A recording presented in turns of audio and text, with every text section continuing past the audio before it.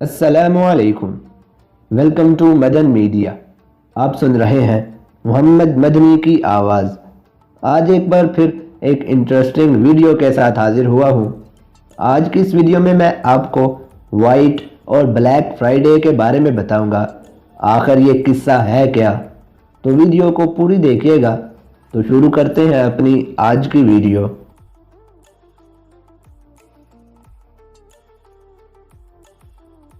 ہر سال نومبر میں عرب ممالک میں وائٹ فرائیڈے، امریکہ اور یورپ میں بلیک فرائیڈے منایا جاتا ہے۔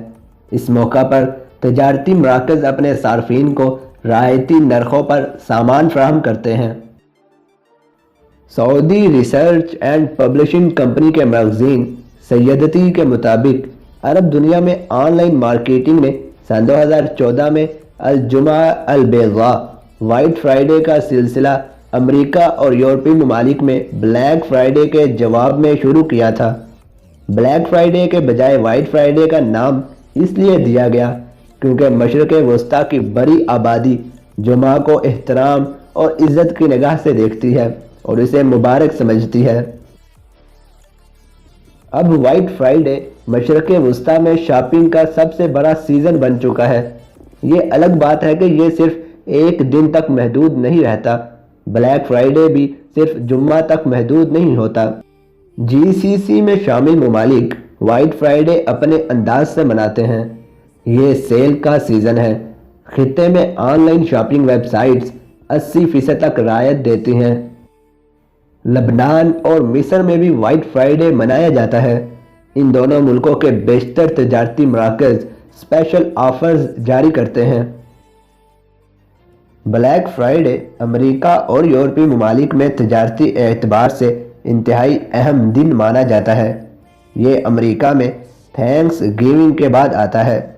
عام طور پر یہ نومبر کے آخری جمعرات کو پڑتا ہے۔ اگر اب بات کریں بلیک فرائیڈے کے نام کی، اس حوالے سے کئی قصے بیان کیے جاتے ہیں۔ ابتدا میں سالانہ شاپنگ کی رجحان کو بلیک فرائیڈے نہیں کہا جاتا تھا۔ اس کا تعلق 24 ستمبر 1869 کو امریکہ میں گولڈ مارکیٹ کے سقوط کے باعث پیدا ہونے والے مالی بحران سے جوڑا جاتا ہے۔ دو سرمایہ کاروں جیک گولڈ اور جم فسک نے جان بوجھ کر امریکی حکومت سے جتنا سونا خرید سکتے تھے خرید لیا تھا۔ انہیں امید تھی کہ اچانک سونے کے نرخ بڑھیں گے اور یہ ریکارڈ منافع کمائیں گے۔ بعد ازاں مارکیٹ نیچے آ گری، بہت سے لوگ دیوالیہ ہو گئے۔ یہ جمعے کا دن تھا۔ کہتے ہیں اسی تناظر میں اسے بلیک فرائیڈے کہا جاتا ہے۔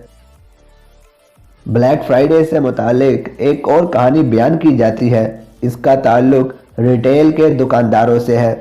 انہیں خسارے کے ایک سال بعد اس دن منافع ہونے لگا۔ اس کی شروعات تھینکس گیونگ کے دوسرے روز ہوئی تھی۔ ایک اور عجیب و غریب قصہ ہے۔ جنوبی امریکہ میں 19ویں صدی کے 8ویں عشرے کی بات ہے۔ غلاموں کے مالکان تھینکس گیونگ کے دوسرے روز غلام رعیت پر فروخت کرتے تھے۔ اس تناظر میں بعض لوگوں نے جمعہ کے بائیکاٹ کی تحریک چلائی۔ یہ کہانی بھی بلیک فرائیڈے کے حوالے سے ناقابل فہم سی لگتی ہے۔ ایک اور قصہ اس سلسلے میں گزشتہ صدی کے 5ویں عشرے سے منسوب ہے۔ فلاڈیلفیا کی پولیس نے پہلی مرتبہ بلیک فرائیڈے کی اصطلاح تھینکس گیونگ کے بعد ہونے والے اس ہنگامے کے بعد استعمال کی تھی، جب بے شمار خریدار اور سیاح امریکہ میں فٹ بال میچ سے قبل شہر کی سڑکوں پر نکل آئے تھے۔ یہ ٹورنامنٹ ہر سال ہفتے کو ہوتا ہے۔ شائقین جمعہ سے ہی اسے دیکھنے کی تیاری شروع کر دیتے ہیں۔ پولیس اہلکار اسے بلیک فرائیڈے اس وجہ سے کہتے تھے کہ وہ جمعے کو چھٹی نہیں کر پاتے تھے، انہیں ڈیوٹی بھی طویل دینا پڑتی تھی۔ 1961 میں فلاڈیلفیا کے تجارتی مراکز نے جمعہ کے حوالے سے منفی تصویر تبدیل کرنے کے لیے اسے بلیک فرائیڈے کے بجائے بگ فرائیڈے کا نام دیا، لیکن یہ کوشش کامیاب نہیں ہو سکی۔ گزشتہ صدی کے 8ویں عشرے میں امریکہ کے تاجروں نے اپنے صارفین کے لیے بلیک فرائیڈے کو رعایتی کاروباری سیزن کے طور پر متعارف کرایا۔ امریکہ سے یہ روایت پورے یورپ میں پھیل گئی۔ اب دنیا بھر میں تجارتی مراکز نومبر کے آخری جمعہ کو رعایتی نرخوں پر سامان فروخت کرتے ہیں۔